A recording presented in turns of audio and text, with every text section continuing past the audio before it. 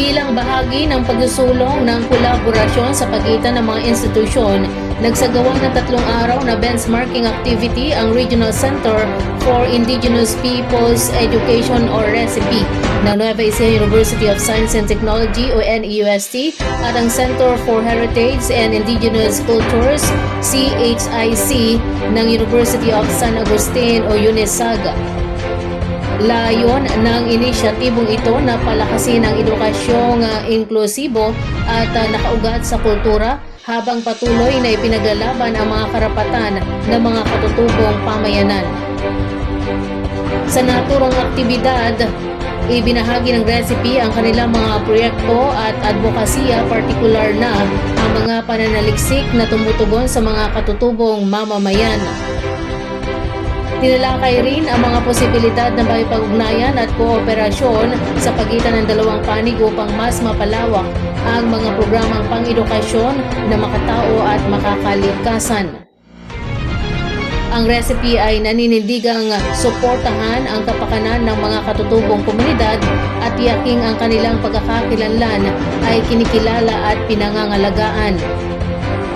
Ang ganitong uri ng pagtutulungan ay hakbang tungo sa mas inklusibo at makatarungang sistemang pang-edukasyon para sa lahat, lalo na sa mga grupong madalas naiiwan sa lipunan.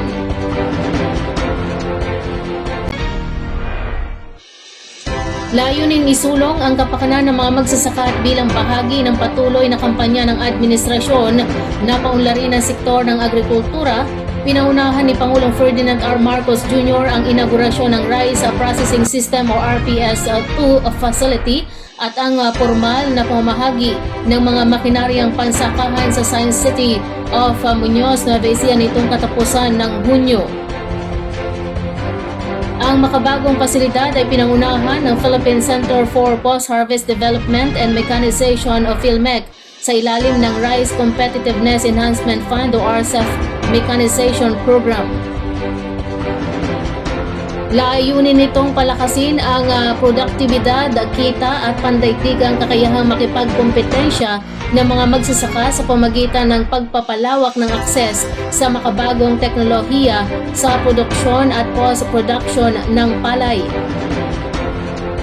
Ang RPS-2 facility ay may kakayahang magproseso ng 2 hanggang 3 tonelada ng palay kada oras. Tampok dito ang mga makabagong kagamitan gaya ng pre-cleaner, destoner, color, mist polisher, length grader, color shorter, blending tank, automatic packing machine, rice hull bin, dust collection system at isang air-conditioned control room. Bukod dito, meron din itong 2 stainless steel recirculating dryers na kaya magproseso ng tig 12 tonelada bawat batch, kasama ang generator set at iba pang mahalagang kagamitan. Matatagpuan sa isa sa mga pangunahing probinsya ng bansa sa produksyon ng bigas, ang pasilidad ay inaasahang makikinabang ang humigit kumulang 6,000 magsasaka na may pinagsamang sakahang umaabot sa 9,200 ektarya. Bukod sa inaugurasyon, tampok din sa okasyon ang pamahagi ng mga makinaryang pansakahan sa 17 farmers cooperatives and associations.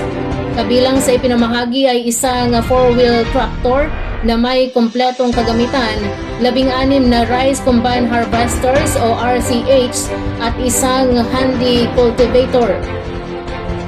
Sa kanyang talumpati, muling iginiit ni Pangulong Marcos ang pangako ng administrasyon na palakasin ang sektor ng agrikultura sa pamagitan ng modernisasyon at tuloy-tuloy na suporta sa mga magsasaka.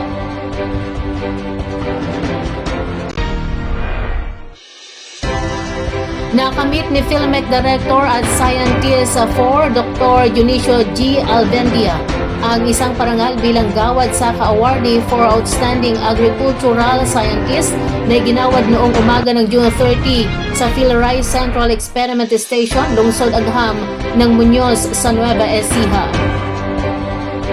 ang kanyang mga likha sa loob ng 40 taon bilang mananaliksik ng DI Philmec ay naramdaman ng mga magsasaka ng palay, sibuyas, saging, mangga at mais bilang pataba, biological na pestisidyo at maging sa pamamahala ng wastewater sa ilang industriya.